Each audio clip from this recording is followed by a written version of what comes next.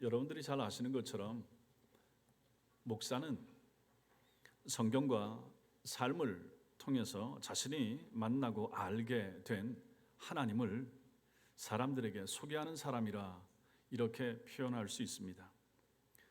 목사의 주된 활동이 하나님을 소개하는 설교와 전도입니다. 성도들도 이런 면에서는 마찬가지일 것입니다. 각자가 자신의 생애 속에서 만난 하나님과 예수님을 주위 사람들에게 소개하면서 살아가는데 이것을 바로 전도라 이렇게 부르죠.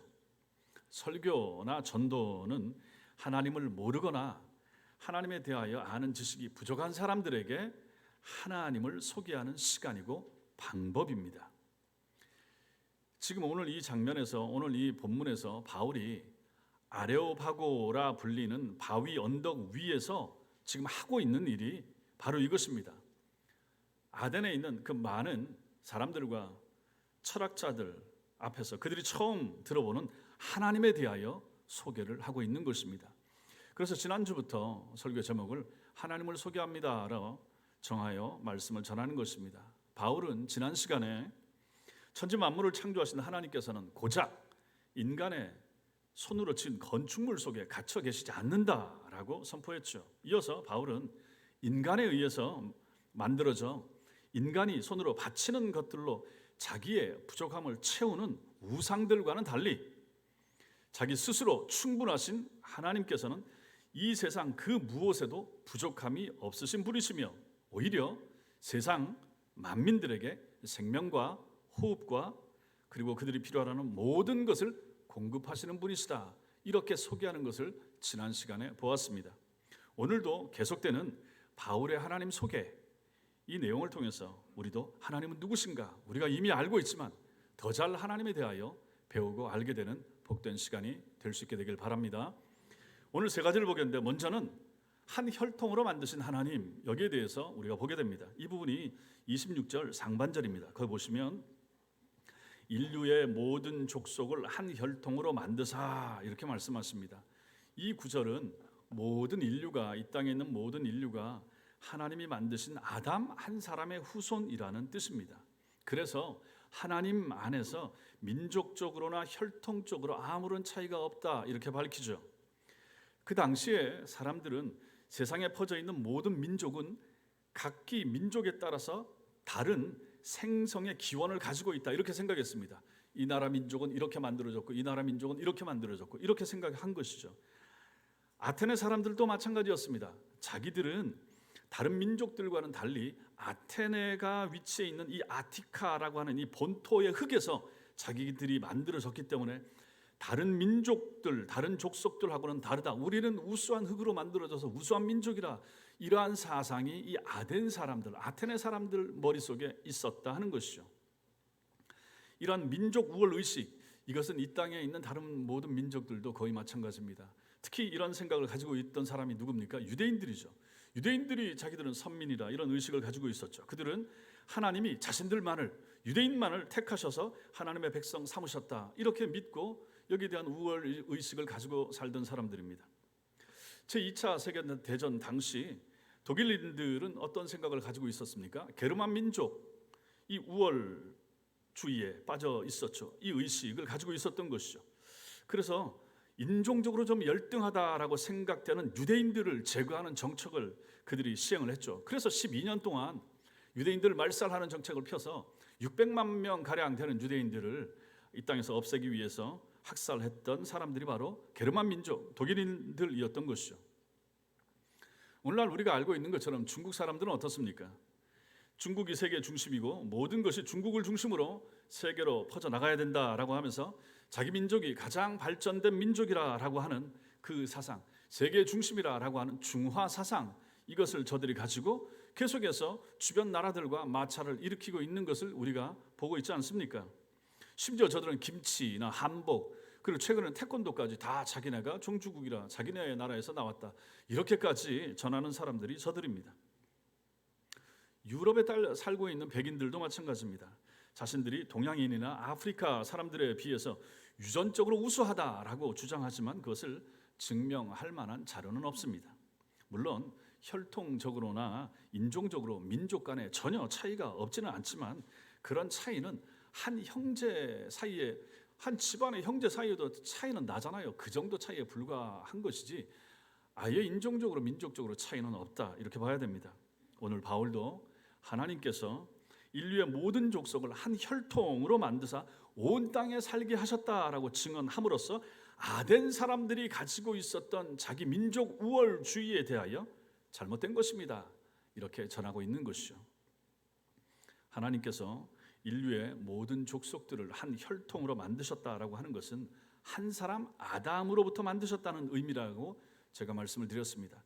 여기에는 이 가르침에는 중요한 세 가지가 들어 있습니다. 첫째로는 온 인류가 모두 한 사람 아담의 후손이기 때문에 이 세상 어느 곳에 사는 어느 민족이든지 간에 예외 없이 아담을 창조하신 하나님의 피조물이라는 사실입니다. 하나님이 만드셨습니다. 모든 사람들은 하나님이 만드셨습니다. 둘째로는 온 인류가 전부 아담 한 사람의 후손이기 때문에 타락한 아담으로부터 나온 모든 인류는 어떻게 되겠습니까? 어느 족속, 어느 민족 가릴 것도 없이 전부 다 본질적으로 타락한 죄인입니다. 똑같이 아담 닮은 죄인입니다. 그것을 우리는 여기서 알 수가 있는 것이죠. 여기에 아덴 사람들도 예외가 없죠. 셋째로 아담 한 사람으로 인해서 온 인류가 죽을 수밖에 없는 죄인이 되었기 때문에 그 아담의 허물을 치유할 수 있는 한 사람이 필요하다는 것을 이 말씀이 암시를 해주는 것입니다.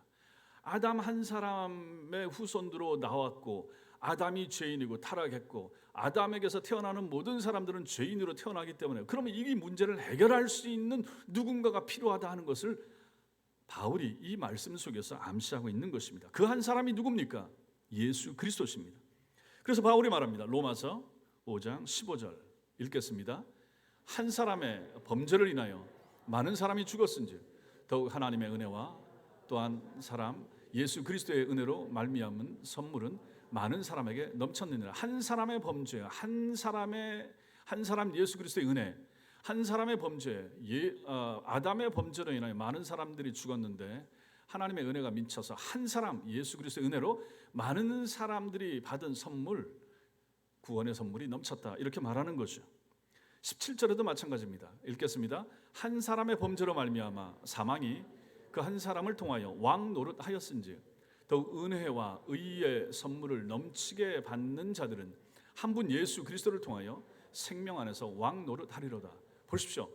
그러니까 얼마나 성경이 정확하게 우리에게 가르쳐주고 있는가. 한 사람의 범죄, 아담의 범죄로 말미암아 사망이 그 한 사람 아담을 통하여 왕 노릇, 즉 모든 민족에게, 모든 인류에게 미쳤다. 그리고 나서 더욱 은혜와 의의 선물을 넘치게 받는 자들은, 여러분과 저 같은 사람들은 한 분 예수 그리스도를 통하여 생명 안에서 왕 노릇하게 되었다. 이제 예수를 믿음으로 말미암아 구원을 받아서 이제 생명을 품고 살아가는 사람이 되었다라고 17절에서 말하는 것입니다. 그러니 이 한 사람이 얼마나 중요한가. 한 사람 아담 때문에 다 죽게 됐지만 한 사람 예수를 통해서 누구든지 예수를 믿기만 하면 다 살아납니다. 살 수 있습니다. 영생에 이를 수가 있습니다 라고 하는 내용이 바로 이 말씀이 되는 거죠. 하나님께서는 온 세상 모든 사람들을 아담을 통해서 한 혈통으로 만드셨다는 사실 믿으시기 바랍니다. 두 번째로 오늘 본문에서 바울이 두 번째로 우리에게 소개하고 있는 하나님은 누구신가? 연대와 경계를 정하시는 하나님이라 하는 사실입니다. 26절 이 전체 말씀을 가지고 여러분 그 말씀 보시고 현대인의 성경은 이 26절을 이렇게 번역합니다. 그분은 한 사람에게서 모든 민족을 만들어 온 땅 위에 살게 하셨으며 각 나라의 연대를 미리 정하시고 그들의 국경을 정해 주셨다, 이런 뜻입니다. 여기서 연대, 이것은 연대로 번역된 헬라어 카이로스는 일반적으로 흘러가는 세월이라고 말하는 이 단어, 이것을 크로노스라고 말하는데 이 그냥 흘러가는 자연적인 시간, 이거하고 다릅니다. 중요하고 결정적인 역사의 때, 역사의 기회, 이것을 가지고 카이로스라고 말하는데 여기 연대가 바로 그런 시간을 말하는 것입니다. 그래서 각 민족이 생겨나고 사라지는 시간, 한 나라가 흥하여 일어나고 망하여 사라져가는 시간, 그것을 바로 여기 연대 이렇게 표현하는 것입니다. 애굽, 이집트 나라가 강성하게 일어났다가 망했죠. 바벨론과 로마가 대제국을 건설했다가 사라져갔죠, 없죠. 유럽까지 정복을 했던 징기스칸의 몽골 대제국이 지금은 그냥 명맥만 유지하고 있지 않습니까? 이 모든 나라의 연대를 정하시는 분이 하나님이시다. 이것은 우리 조상들의 나라도 마찬가지입니다. 고구려 신라 백제도 마찬가지인 것이죠. 그 나라들의 연대를 정하신 분은 하나님이시고, 지금 우리가 살고 있는 대한민국의 연대를 정하여 해방하여 지금까지 지내도록 하시는 분 하나님이시라 하는 사실이죠. 또 하나님은 거주의 경계를 한정하셨다 이렇게 표현합니다. 이 표현은 민족들이 살아가는 공간, 나라의 국경과 영토를 뜻합니다. 우리나라는 어떻습니까? 두만강과 압록강, 이남을 한반도로 부르는데, 그 땅에서 우리가 살고 있는, 다시 6.25 전쟁으로 말미암아 북한 쪽과 남한 쪽으로 미국과 소련의 이런 열강들에 의해서 둘로 갈라져서 존재하게 됐죠. 그래서 지금 우리가 남한과 북한으로 이렇게 존재하고 있는데, 이 일에도 하나님이 개입을 하셨다. 그래서 우리의 38선을 그어주신 분은 세계 열강의 지도자들이 아니라 우리 하나님이 하신 것으로 우리는 믿는다 하는 것입니다. 나라 없이 떠돌던 유대인들을 1948년 유엔 총회에서 지금의 팔레스타인 땅에 유대인들을 중심으로 이스라엘 나라를 세우도록 거주의 경계를 한정하신 분, 그분이 바로 유엔에 속한 나라들이 아니고 하나님이시다 하는 것이죠. 겉으로 보기엔 유엔 나라들이 그렇게 정해줘서 그것을 이스라엘 땅덩어리 정해줬지만, 결국은 그 경계를 한정하신 분은 성경적으로 봤을 때 하나님이시라 하는 것이죠. 하나님은 지금도 이 세상 모든 민족들과 나라들의 거주지를 정하시기도 하시고 고치시기도 하시는 것입니다. 그래서 지금 러시아하고 우크라이나 전쟁하고 있습니다. 그 땅의 지형이 앞으로 어떻게 될지 모르겠지만은 동부 지역을 러시아가 더 가져갈 수 있고, 그래서 거기서 휴전하고 멈출 수 있게 되면 러시아 땅은 넓어지고 우크라이나 땅은 줄어들게 될 것입니다. 그러나 그 모든 일에 결국은 한정하시고 제한하시는 분은 하나님이시다. 우리는 이렇게 해석해야 되는 것입니다. 이것은 민족과 나라에만 적용되는 게 아니죠. 여러분들이 태어나신 것, 여러분들이 자라신 것, 그리고 지금 살고 있는 것도 모두 하나님의 인도하심이 있었다라고 우리는 믿어야 되는 것입니다. 여러분들이 부천에 살고 계시고 인천에 살고 계시고 시흥에 살고 계시지만, 이런 모든 우리의 걸음들을 인도하신 분은 하나님이십니다. 이걸 우리는 믿는다 하는 것이죠. 내 인생이 지금까지 와서 지금 어디에 정착하고 있으며 앞으로 어떻게 될지 모르겠지만, 이 모든 사람들의, 나라와 민족의 거주지를, 경계를 정하시고 한정하신 분, 그분이 하나님이시라 하는 것이죠. 무신론자들은 하나님이 없다라고 말합니다. 범신론자들은 이 세상 모든 것들에 신이 깃들어 있다 이렇게 말하죠. 이신론자들은 하나님은 인간을 만들긴 했지만 인간의 삶에 전혀 관여하지 않기 때문에 이 땅에서 일어나는 모든 일들은 그저 우연히 일어납니다. 그들은 이렇게 말합니다. 그러나 우리 성경을 그렇게 말하지 않죠. 오늘 바울은 분명하게 하나님께서 시간과 역사의 주인이시고 땅과 공간을 정하시는 분이시라 이렇게 밝혀줍니다. 인류가 여러분들이 아시는 것처럼 각각 다른 언어를 가지게 되고, 그래서 그 같은 언어를 쓰게 된 사람들이 모이게 된 그 결정적인 계기가 어디입니까? 창세기에 나타나는 바벨탑 사건 아닙니까? 그들이 노아의 홍수를 기억하면서 다시는 물 때문에 우리가 흩어지는 일이 없도록 하자. 어떻게 하면 될까? 그래, 높은 탑을, 높은 성을, 대를 쌓자. 그래서 우리끼리 잘 살아보자 라고 하면서 저들이 하늘에까지 닿는 성을, 탑을 세우려고 했죠. 이것을 보신 하나님께서, 하나님이 원치 않으셨죠. 그래서 결국 그들의 언어를 혼잡하게, 흩어지게 혼잡하게 만드셨죠. 이것이 바벨 아닙니까? 혼란, 혼돈. 그래서 그들이 각기 언어를 쓰는 사람들끼리 뿔뿔이 흩어져서 살게 됐죠. 이 일을 누가 하셨습니까? 하나님이 하신 것이죠. 같은 언어를 사용하는 사람들끼리 모여 살도록 그렇게 한정하신 분 하나님이시라 하는 것이죠. 그처럼 민족이나 나라의 경계를 정하신 분이 하나님이십니다. 성경은 하나님께서 이 세상을 창조하셨을 뿐만 아니라 친히 당신의 뜻대로 통치하신다라고 분명히 가르치고 있습니다. 이것을 알려주는 성경 말씀이 많습니다. 신명기 32장 8절 읽겠습니다. 시작. 지극히 높으신 자가 민족들에게 기업을 주실 때에, 인종을 나누실 때에 이스라엘 자손의 수요대로 백성들의 경계를 정하셨도다. 경계를 정하셨도다. 그 다음에 시편 74편 읽겠습니다. 시작. 주께서 땅의 경계를 정하시며 주께서 여름과 겨울을 만드셨나이다. 여름과 겨울까지, 계절까지 하나님이 하셨다. 이렇게 우리에게 말해줍니다. 그리고 욥기서 말씀, 욥기 12장 23절 읽겠습니다. 민족들을 커지게도 하시고 다시 멸하기도 하시며 민족들을 널리 퍼지게도 하시고 다시 끌려가기도 하시며. 보십시오. 한 나라가 한 나라를 정복하는 일도 마찬가지고 한 나라가 한 나라를 바벨론처럼 끌고 갔다가 다시 돌아오게 했다가 이 모든 일들을 누가 하시는가? 우리 하나님이 하시더라. 이렇게 말씀이 가르쳐줍니다. 다니엘서 2장 말씀 읽겠습니다. 시작. 그는 때와 계절을 바꾸시며 왕들을 폐하시고 왕들을 세우시며 제자에게 지혜를 주시고 총명한 자에게 지식을 주시는도다. 이 일을 누가 하시는가? 하나님이 하신다. 하나님이 대통령을 누가 세우는가? 수상을 누가 세우는가? 지도자를 누가 세우는가? 하나님이 하신다 하는 것입니다. 그래서 모든, 제가 계속해서 말씀드리지만 성도들은 정권이 바뀌면 깨끗이 그 정권을 위해서 기도해야 되는 것입니다. 하나님, 이 정권이 잘하도록. 이것이 하나님의 뜻입니다. 아니, 하나님이 저렇게 했다고 하지 않습니까? 투표를 해서 결과는 수치적으로 사람들이 정하지만 결국 그 배후에서 모든 사람들의 마음을 움직여서 결국은 그러한 결과가 나오게 하시는 분은 우리는 하나님이라고 믿어야 된다는 것입니다. 왕들을 피하시고 왕들을 세우시며 똑똑한 사람이 있다, 총명한 사람이 있다. 누가 그에게 총명을 줬는가, 지혜를 줬는가? 하나님이 하신다.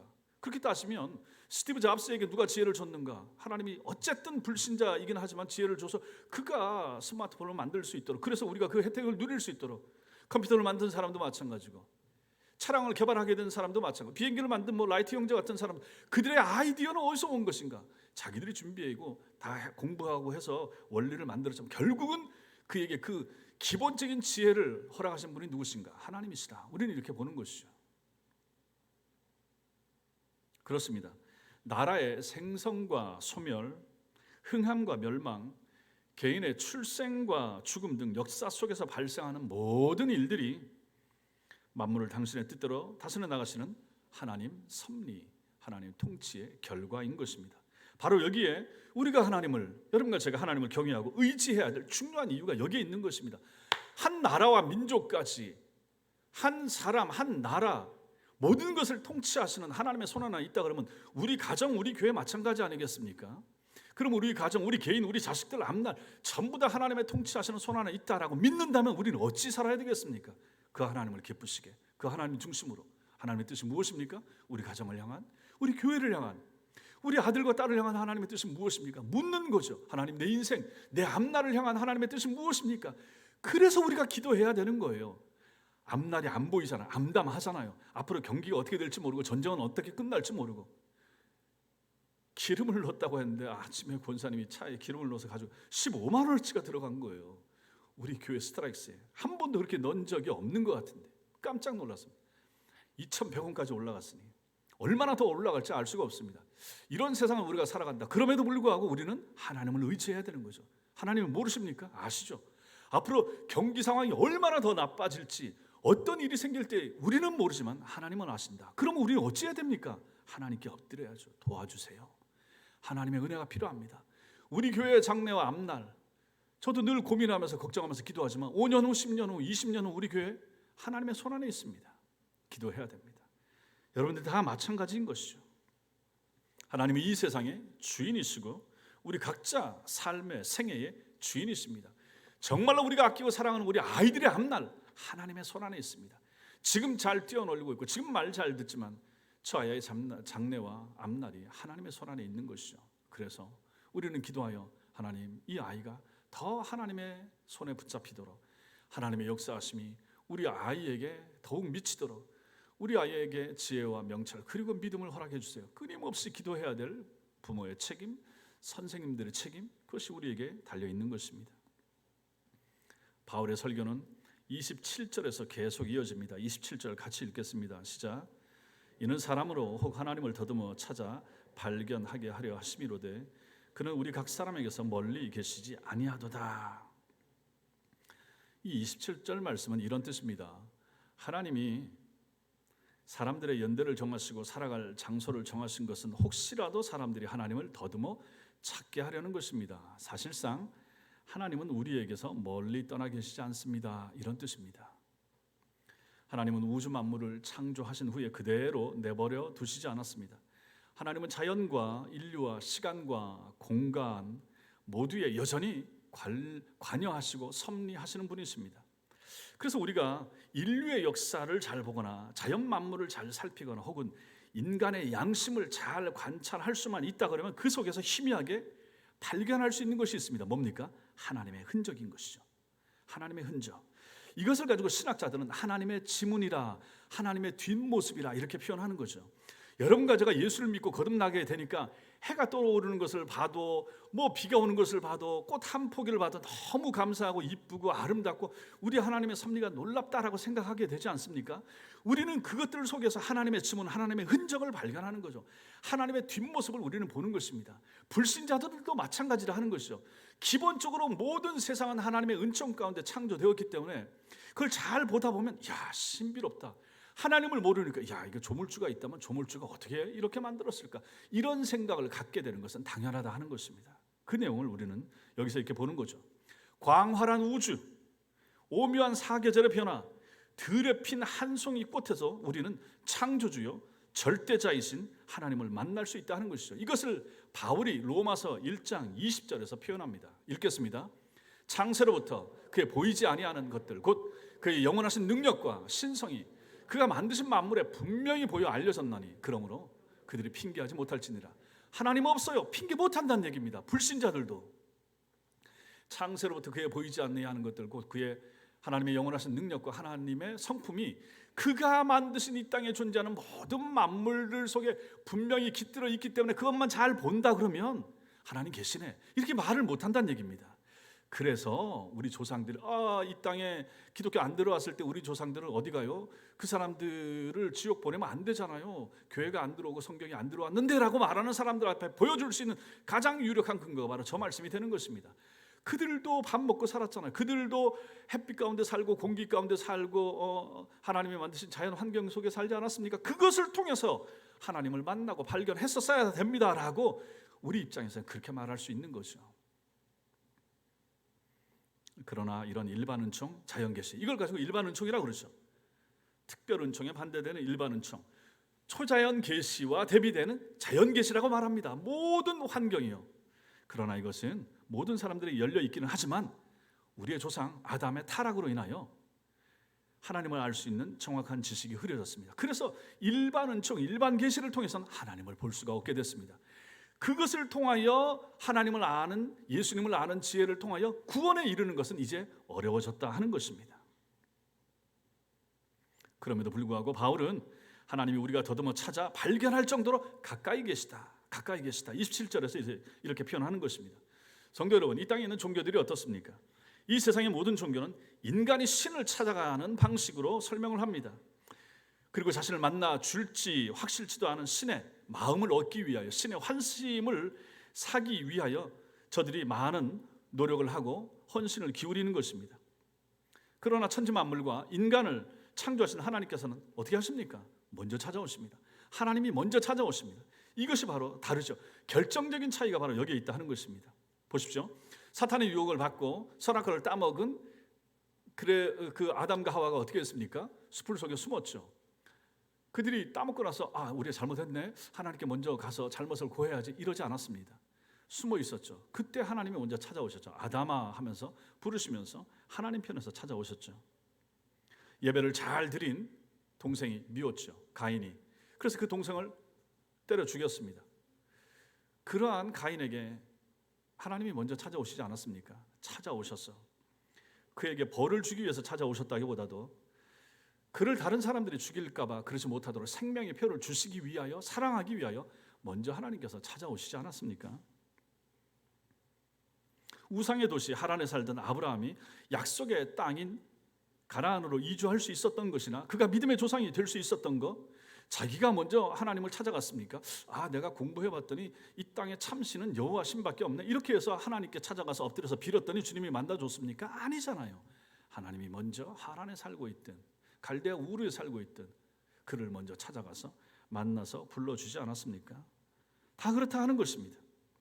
여러분과 저는 어떻습니까? 우리가 옆집 사람을 통하여, 아니면 우리의 부모님을 통하여 예수를 믿게 되고 알게 되고, 아니면 어떤 결정적인 계기, 다른 사람의 누군가를 통해서 교회를 오게 됐다고 한다 할지라도 그 배후에 역사하신 분이 누구시란 말입니까? 하나님이십니다. 하나님이 부르십니다. 하나님이 친구를 통해서 부르시고 옆집 사람을 통해서 부르시고 어머니 아버지를 통해서 부르시고 그리하여 어느 순간에 내 영혼이 하나님 말씀 앞에서 깨닫고 예수 그리스도를 만나게 되는 그 결정적인 순간이 있게 되었다 하는 것이죠. 누가 찾아왔는가? 하나님이 먼저 찾아왔습니다. 우리가 먼저 찾아간 거 아닙니다. 내 발로 걸어서 교회를 들어갔다고 해도 결국 궁극적으로 그 일을 하게 하신 분은 누구신가? 하나님이시다 하는 것이죠. 하나님께서는 여러분과 저에게 특별 계시를 줬습니다. 특별 계시가 무엇입니까? 두 가지로 설명할 수 있습니다. 성육신하신 예수 그리스도, 그 다음에 성경책입니다. 이것이 바로 특별 계시입니다. 이것을 주신 이유가 무엇입니까? 하나님을 가까이 하도록, 그리고 하나님이 가까이 계심을 알 수 있도록 하기 위하여 그것을 주신 것이죠. 그래서 여러분과 제가 성경을 펴기만 하면 언제든지 그 속에서 하나님의 뜻, 하나님의 음성을 읽을 수가 있는 것이죠. 그것을 내 것으로 만들기만 하면 우리는 하나님의 음성을 듣는 것입니다. 그냥 지금 시대에 하나님의 음성이 귀에 들립니다라고 말하는 것은 너무 지나친 것입니다. 하나님께서 그렇게 하시지 않습니다. 우리 마음에 감동을 주고 깨달음을 주고 생각을, 선한 생각, 하나님이 기뻐하실 생각을 주기는 하지만 하나님이 들려주신다 이렇게 말하는 건 지나칩니다. 지금은 하나님의 그러한 구약시대나 신약시대에 있었던 그런 계시가 없다라고 봐야 되는 거죠. 직접적인 계시가, 개인적인 주시는 하나님의 은혜는 있을 수가 있습니다. 그래서 우리가 성경을 펴면 우리는 거기서 하나님의 음성을 우리의 눈으로 읽을 수가 있는 것이죠. 또한 우리가 입을 열어 찬송하면 어떻게 됩니까? 우리의 마음이 뜨거워지고 감동이 되잖아요. 이토록 하나님이 가까이 계신 것입니다.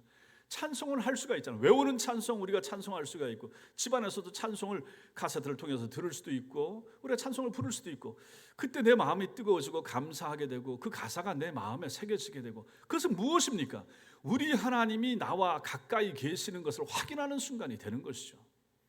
기도하는 것도 마찬가지 아니겠습니까? 교회 오셔도 마찬가지고 개인적으로도 마찬가지고, 무시로 여러분들이 기도하게 되면 하나님하고 답답한 일이나 힘든 일이나 어려운 일 앞에서 주여 하기만 해도 우리 하나님이 들으신다고 성경은 끊임없이 우리에게 얘기하잖아요. 그러면 하나님은 어디 계십니까? 가까이 계시는 거죠. 내 속에 계시고 옆에 계시고 앞에 계시고 뒤에 계시고 위에 계시고, 하나님이 안 계신 공간이 어디 있습니까? 그래서 성경은 끊임없이, 기독교는 끊임없이 뭘 말합니까? 하나님을 만들지 말라는 거예요. 형상을 만들지 말라는 거예요. 심하면 교회 강대상 뒤편에 십자가까지 붙일 필요가 없다고 말하는 거죠. 그것을 통하여 저게 예수님 뭐 이렇게 보게 되는 그 경향이 있을 수가 있기 때문에, 모든 성화나 그림이나 아니면 무슨 칼툰이나 뭐 커리커처나 이런 거 다 마찬가지입니다. 하나님과 예수님을 형상화한다든지 뭐 할 수 있는 이런 모든 요소를 가급적 치우라고 하는 것이 우리 종교개혁을 일으켰던 개혁주의자들의 정신이었던 것입니다. 중세 1000년 이상 긴 시간 교회당 안에, 예배당 안에 치장을 하고 우상을 만들어 놓고, 마리아상을 만들어 놓고, 예배당 입구에 성모상을 만들어 놓고, 들어오면서 빌고 엎드리고, 필리핀 같은 데 가보십시오. 끊임없이 성상을 만들어 놓고 거기다 입 맞추고 뭔가를 하고 유물을 가지고 만지고, 예루살렘에 장사하는 그 장사아치들 전부 다 그거 아닙니까? 여기 예수님이 기도했던 거, 바울이 뭐 했던 거 하면서 거기 들어가면 얼마, 만지면 얼마. 부패와 타락이 여기까지 이르게 되는 거죠. 그러므로 주님께서는 결국은 그래서 성경 원본도 다 없애시고, 그 다음에 법계 이거 다 두 돌판 싹 없앤 거죠. 사람들이 자꾸 뭘 만들어 놓고 그걸 가지고 섬기려고 하고, 이것이 예수님의 흔적, 이것이 하나님의 흔적, 그렇게 보고 싶어 하잖아요. 그래서 그런 걸 없애라는 것입니다. 그 흔적은 어디 있습니까? 내 속에 있는 거예요. 그 흔적 중에 가장 중요한 것은 성경입니다. 여러분들이 집에 몇 권씩 가지고 있는 이 성경, 그래서 이 성경을 잘 읽으시고 이 성경을 소화하시고 내 속에 담으시고, 그러면 주님은 어디 계십니까? 내 속에 계신 것이죠. 내 삶의 전반에 안 계신 곳이 없는 거죠. 직장에 가면 거기 계시고, 공부해서 강의 자리에 앉아 있으면 거기도 우리 하나님이 앉아 계시고, 안 계신 곳이 없다라고 믿는 신앙, 이것이 바로 무소부재하신 하나님을 믿는 신앙이 되는 것입니다. 항상 우리가 당신을 찾기를 바라시고 동행하기를 원하시는 하나님을 가까이, 예수님을 더 가까이 하는 믿음 있는 성도들 다 되시기 바랍니다. 마지막으로 바울이 소개하는 하나님은 어떤 분이신가? 인류의 존재 근원이신 하나님이십니다. 28절 같이 읽겠습니다. 시작. 우리가 그를 힘입어 살며 기동하며 존재하느니라. 너희 시인 중 어떤 사람들의 말과 같이 우리가 그의 소생이라 하니, 이렇게 말씀합니다. 주전 600년경에 활동했던 크레타의 시인 에피메니데스가 지은 사행시 크레티카라고 하는 시가 있는데, 그 시 속에 제우스의 아들 미노스가 제우스를 향하여 이렇게 말합니다. 시 내용에 이런 내용이 있어요. 왜냐하면 우리가 당신 안에서 살며 움직이며 존재하고 있기 때문이라오 이렇게 말하고 있는데, 이 구절을 알고 있었던 바울이 이 구절을 그대로 가져와서 제우스가 아닌 하나님이 우리를 살게 하고 기동하며 존재하고 하고 있노라라고 선포하는 것입니다. 그 그리스 사람들이 알고 있었던 시의 내용을, 그 구절을 가지고 와서 그들에게 이 시에 있는 이 내용 제우스가 아니에요, 당신들을 살게 하고 움직이게 하는 분은 하나님이 있습니다 라고 전하고 있는 이 바울의 모습을 우리는 여기서 본다 하는 것입니다. 얼마나 탁월한가, 얼마나 헬라 문화에 대하여 해박한 지식을 가지고 있었으면 저 시인들의 시 여러 편을 가지고 지금 이 뒤에 나오는 하나님의 소생이 되었은지, 이것도 마찬가지인 것입니다. 이런 내용을 가지고 복음을 전하고 있는 바울의 모습을 우리는 여기서 보게 되는 것입니다.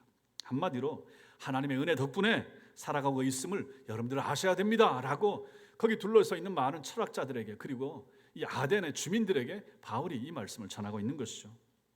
당시 에피큐로스 학파의 철학자들이 아까 말씀드린 것처럼 신은 인간의 삶에는 절대 관계하지 않고 신은 사람들의 삶에는 무관심하다 이렇게 주장했던 것과는 정반대대로 바울은 아닙니다. 하나님은 인간의 삶에 관심이 많습니다.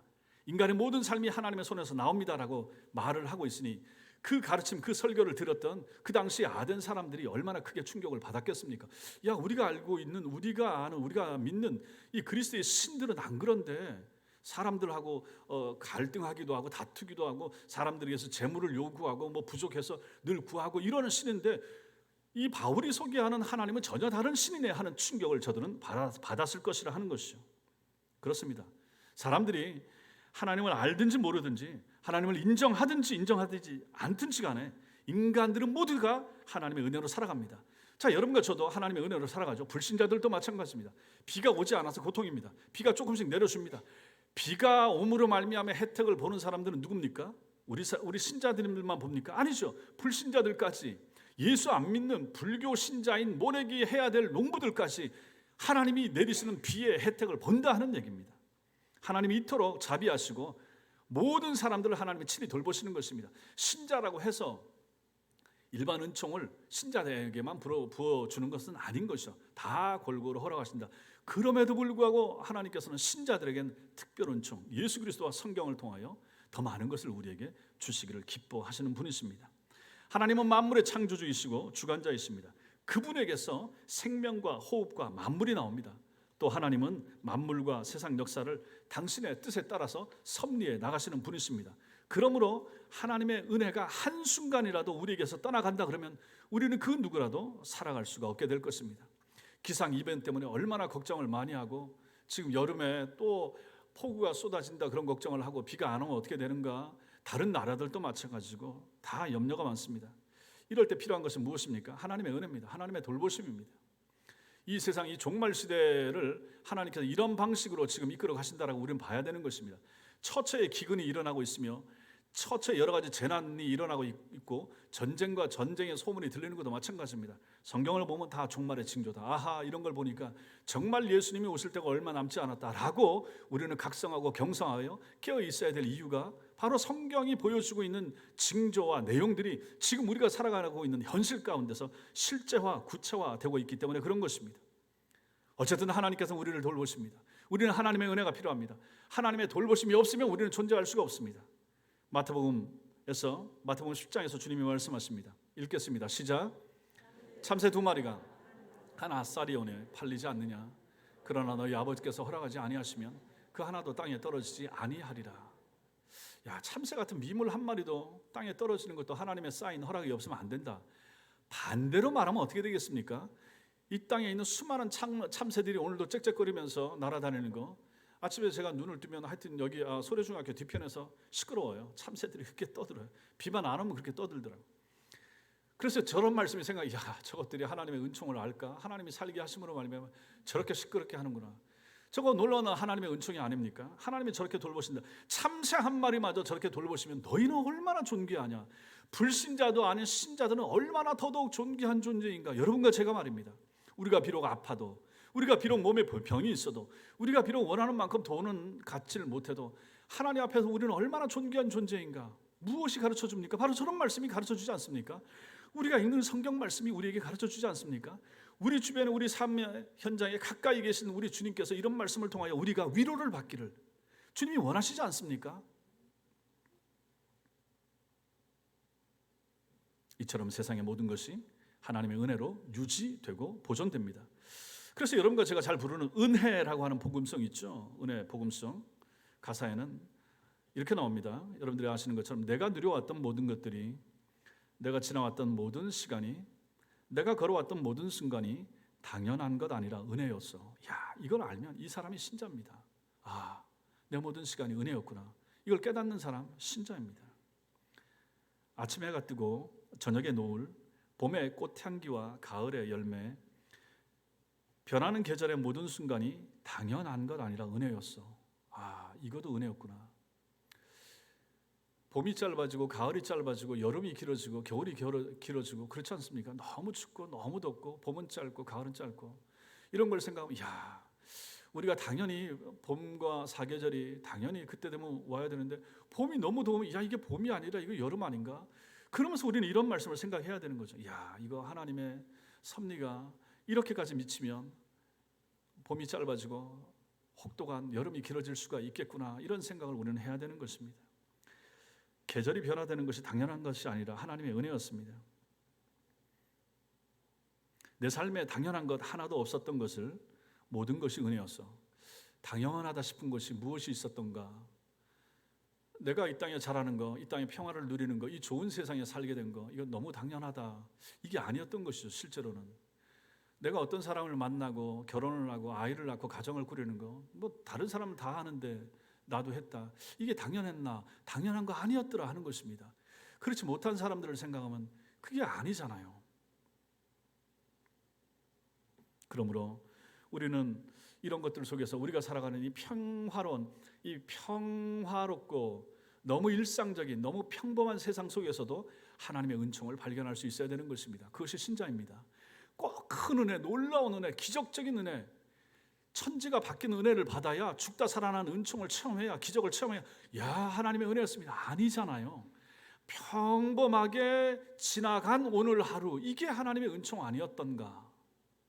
이 평화로운 평범한 일상을 누리지 못하는 사람들과 나라와 국민들을 생각하면 이것이 얼마나 큰 은총인가 하는 것이죠. 28절과 29절 말씀을 보시면 여기에 이와 같이 하나님의 소생이 되었은즉 이렇게 말씀하고 있습니다. 소생이란 단어가 나옵니다. 우리가 그의 소생이라, 하나님의 소생이 되었은즉, 우리는 하나님의 자녀, 하나님에게서 나온 존재라는 뜻입니다. 하나님이 우리를 낳으셨다, 하나님이 우리 아버지시라라는 뜻이죠. 이런 우리가 인간보다 훨씬 저급한 돌이나 금이나 은혜, 하나님을 새겨서 섬기는 것은 있을 수가 없다. 이게 말이 되느냐? 우리는 하나님의 소생인데 어찌 돌 앞에 엎드리느냐? 산에 가서 어디 소나무 밑에서 비느냐? 어디 저 바닷가에 가서 용왕님 계신다고 거기다가 비느냐? 안 된다. 너희는 그럴 존재가 아니라라고 이 말씀이 우리에게 말하고 있지 않습니까? 너희는 하나님의 소상, 하나님의 소생, 하나님의 백성, 그래서는 안 될 사람이다, 이렇게 말해주고 있는 것이죠. 신상들을 아름답게 치장하고 그 신상들 앞에 엎드리고 제물을 바쳐서야 되겠느냐? 아니라 하는 것입니다. 우리가 하나님의 자녀답게 살아가려면 그럼 어떻게 해야 되겠습니까? 하나님의 형상을 새겨야 되죠. 하나님의 형상을 어디다 새깁니까? 돌이나 금이 아닌 우리 마음에 새겨야 되는 거죠. 우리의 삶에다가 하나님의 형상을 새기는 거죠. 우리의 인격 속에다가 하나님의 형상을 새겨야 되는 것입니다. 그렇다면 그것은 많이 새길수록 좋잖아요. 깊이 새기면 새길수록 얼마나 좋습니까? 우리의 영혼 속에, 우리의 마음 속에, 우리 인격 속에 예수 그리스도의 형상, 하나님의 형상을 새기시라 하는 얘기입니다. 말씀으로 새겨야 되고, 찬송으로 새겨야 되고, 기도로 새겨야 되고, 그리하여 내 마음 속에서, 내 영혼 속에서 하나님이 사라지지 않기를, 무슨 일을 만나든지 어떤 경우를 당하든지 하나님을 생각하고 주여 하면서 일어나고, 하나님 도와주세요, 눈물 닦고 일어서고, 하나님의 은총입니다, 감사합니다, 이럴 수 있는 사람이 되어야 되지 않겠습니까? 이것이 바로 하나님의 뜻인 것이죠. 사랑하는 성도 여러분, 여러분과 저는 성도 다르고 고향도 다르고 생긴 것도 전부 다릅니다. 그러나 한 혈통, 즉 아담의 후손인 것은 똑같습니다. 또한 5,000년 한민족의 역사 중에 우리는 21세기를 살고 있으며 동북아시아의 한반도의 남쪽 편에 속하여 살아가는 것도 똑같습니다. 이것을 정하신 분이 누구신가? 성경은 하나님이시라 이렇게 가르칩니다. 우리를 이렇게 살게 하신 것은 하나님을 더듬어 찾아 발견하게 하시기 위함인데, 우리는 다행히도 하나님을 알고 믿고 살아가니 이거 얼마나 감사한 일입니까? 하나님은 우리 가까이 계시면서 우리에게 은혜를 부어주신 것입니다. 우리가 지금 이런 좋은 환경 속에서 살아가는 것은 온전히 하나님의 돌보심 덕분입니다. 오늘도 우리는 하나님을 힘입어 살며 기도하며 존재합니다. 하나님이 여러분과 저에게 호흡을 주셨기 때문에 척추와 허리가 건강하니까 교회 오게 된 거 아닙니까? 하나님을 기뻐하고 입술로 소리 낼 수 있으니까 찬송하고 기도할 수 있으니 이거 얼마나 감사합니까? 우리가 하나님을 힘입어 살며 기도하며 존재하는 것입니다. 이렇게 하나님의 자녀로 살아가게 됐으니 어찌 우리가 우리 마음속에 하나님 아닌 다른 것을 섬길 수 있겠습니까? 둘 수 있겠습니까? 하나님이 싫어하는 우상을 어찌 우리가 만들 수 있겠습니까? 어찌 우리가 하나님을 우상처럼 섬길 수가 있겠습니까? 그럴 수가 없죠. 온 마음과 정성을 다하여 하나님을 바로 믿고 잘 믿으면서 앞으로도 살아가는 복된 성도들 다 되시기를 주님의 이름으로 축원합니다. 기도하겠습니다.